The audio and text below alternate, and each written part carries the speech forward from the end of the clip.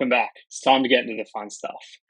So you'll see that I have two screens open now. This is to show you how things will operate, having a head judge and also your judges that will import the scores. So as the head judge, you've done all the things, or a head judge or the organizer, you've done all the things like creating the event, adding a series, doing the membership. Your judges, they're there just to judge the event. So to do this, as a head judge or a director, you would select your divisions. You would see your heats here. You would make sure those people are there. You can actually, remove that athlete like so. You have the ability to add other athletes. If there's no spot, you can always add an empty spot.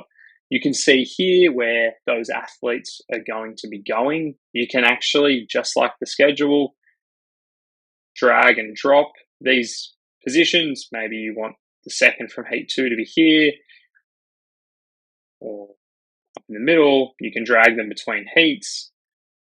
So you might find that you actually want this athlete to be in this one, and you might find that you want this athlete to be up in this one. So plenty of customization there. So I logged in to the judge's account. These are in your organization settings under users, or they can be located at the bottom of your particular event under judge logins. Click here, these are there. I can reset the password if I need. If I go back and let's go through the schedule. So I've got open women's round 1. Right now on the judges screen, I actually can't do anything. Yes, I can see that it's there. It's waiting for a director to start the heat. And that's exactly what the head judge or the director is going to be doing. So I'm going to start the heat. It then becomes available for that judge to see. There's obviously differences in the screen, a lot more customization and editing ability on the head judge for obvious reasons. But I just want to add in a score. George Washington, 4.5, 5.6 for Rutherford, and a 7.8 here. So you can see how all of that automatically appears across. If I was to click into this score as a head judge, you can see that 4.5 has been entered. If I was just doing this manually for any instance, I could be adding another score like that. And let's call it a 4.8. And say one judge goes really high and they had a 6.7. What you'll see is that there's actually this red triangle that appears here. So that shows more, so that shows a 15% or greater than 15% discrepancy within the scores. You can also see that there's a red arrow on those that are missing scores, and that would disappear once scores are input, like so. There's a lot for the head judge as well to do. They can edit things that are actually live, and if they wanted to, they could type in another athlete.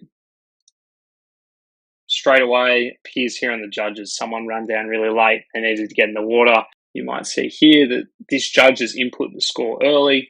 After 10 seconds or a reload, you can see that a judge is now missing that score. So there's a great way to keep track of things here. They might want to select that there's a modifier, such as an interference or priority. You also have double whammy if you're doing some team event surfing. But if I was to priority interference, select a ride, that would flag up here. As the head judge, I could actually remove it if I wanted, all updating, all in real time. So those modifiers are all in line with the current surfing rules, and they will automatically do all of that for you on the system. So quite a handy little trick to have up your sleeve. Also, it'll prompt you if you go to end a heat early. All these nice little features. So if the conditions are worsening or whatever it may be, you have to reduce or add time to the heat size. That can also be done depending on the round. So the division settings is sort of the overruling, but once that's done, you would then use the round settings, and that would populate everything within the round. So round 2, you might actually go, we're going to give them some more time. We'll go 25, maybe a 6-person heat. Let's go 3 to go through. Plenty of customization there. If I was to save that, all of that data would then be updated in the schedule, not having to worry. And you can see that that would just come through here.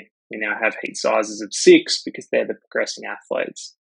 And that, in a nutshell, is how to make sure that you have your event set up correctly, you have all of your data in, you have the judges working well, and everything running smooth for the best possible event that you can run.